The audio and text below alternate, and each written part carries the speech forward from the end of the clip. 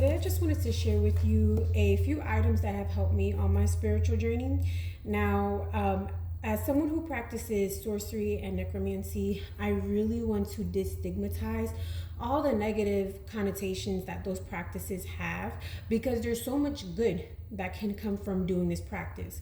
Any practice can have its ups and its downs. It can have the good and the bad. It's all depending on the person who has control, the person who utilizes that power, what they choose to do with it.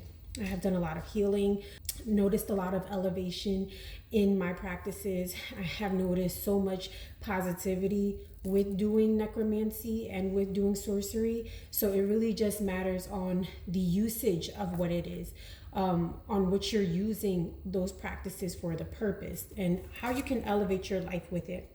So I'm just going to talk about a few items, key items that everyone who wants to get into that, what they should focus on, what they should look for, and how they're able to best utilize these items, right, to be able to elevate their purpose, elevate their practice, or elevate their craft. First and most important thing that I'm going to say that you should have is a book of shadows, okay? Book of shadows. Now, if you don't know what a book of shadows is, a book of shadows is a journal, basically. It is a spell journal.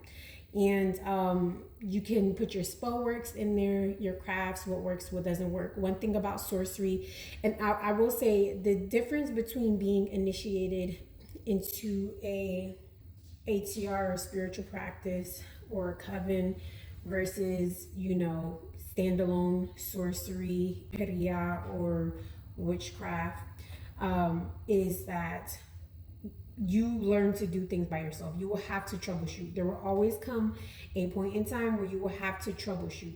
That's the one thing that I really enjoy about being a standalone practitioner, is that I'm able to customize and create my own crafts, create my own spell work, create my own traditions or routines, or whatever the case is, that best elevate my practice, that worked for me, so I can pass to others, I can teach others, or whatever the case is. But the most important thing where you should start is your book of shadows. Your book of shadows is just going to house all your spells, your recipes, what worked, what didn't work, almost like a science experiment. And as someone who has a degree in science, cause and having a procedure and a conclusion of what that procedure was like, having a book of shadows helped me a lot. It helped me elevate my practice. It helped me perfect certain tinctures and recipes and spells, the best way to manifest or to utilize something, or create or destroy, or whatever the case is,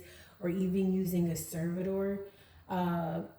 This is honestly the best thing that you can have, is a book of shadows. It just houses all of that for you. It's your own personal spell journal, and every witch, every sorcerer should have this. If they don't already have it, that's usually where you start out, is with that book of shadows, to perfect your craft.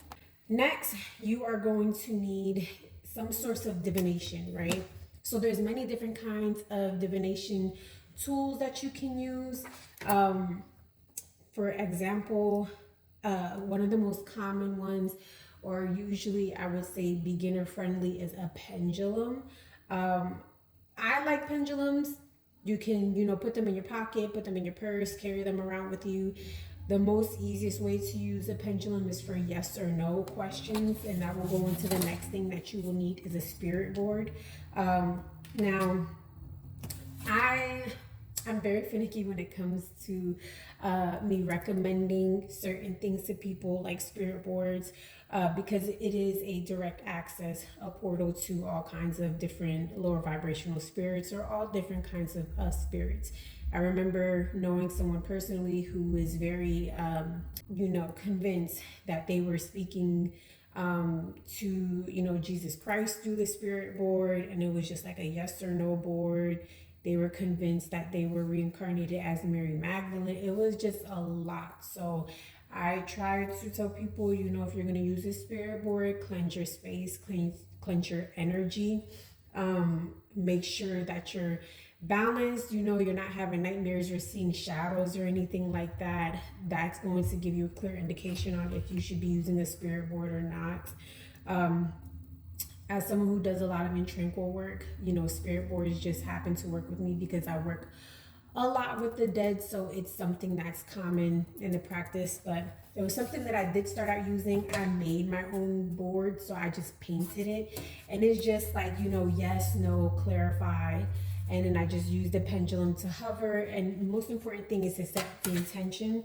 You can also use this for chakra balancing as well, to see which chakras are imbalanced, and then to help with, you know, when you're doing Reiki, you're able to make sure that they're balanced again when you're done using the pendulum. But that's what I love using a pendulum for, just basic divination, yes or no questions, or when I'm balancing someone's chakras, I use a pendulum.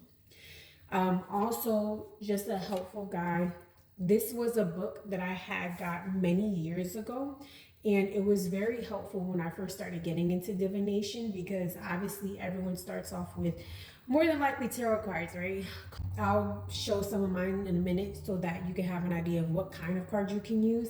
But this one talks about not just using, you know, tarot cards for or spirit boards. There's so many different kind, which I use scrying. Scrying is probably one of the most, you know, common ones that I use. Scrying, and also tea leaf readings, forms of divination that you can use. It's really up to you, whichever, you know, calls the most to you. It's fun to explore. Don't allow sorcery and practices to kind of keep you in a shell or make you always like follow everything to the T. That's how you're going to discover certain things, is by actually using different kinds of methods and trying certain things out. There might be methods that work for you. There might be methods that don't work for you. Like, the only thing with tarot is that your situation can change. So even though your situation might say yes on something, if you decide to go another route, you know, obviously the answer is going to change. So it can change. It can vary depending on what the question is. But like I said, it really depends on what you're doing divination for. Tarot gives you a clear answer. It kind of gives you a little bit more detailed answers versus a pendulum or a spirit board where you just get yes, no, or clarifying. And what a clarifying question would be with a pendulum board is if you're asking a question and the spirit that's helping you or you're communicating with needs a little bit more answers. But with that being said, I'm going to talk a little bit more about some topics that you can look into and how to create certain things with sorcery, with working with the dead.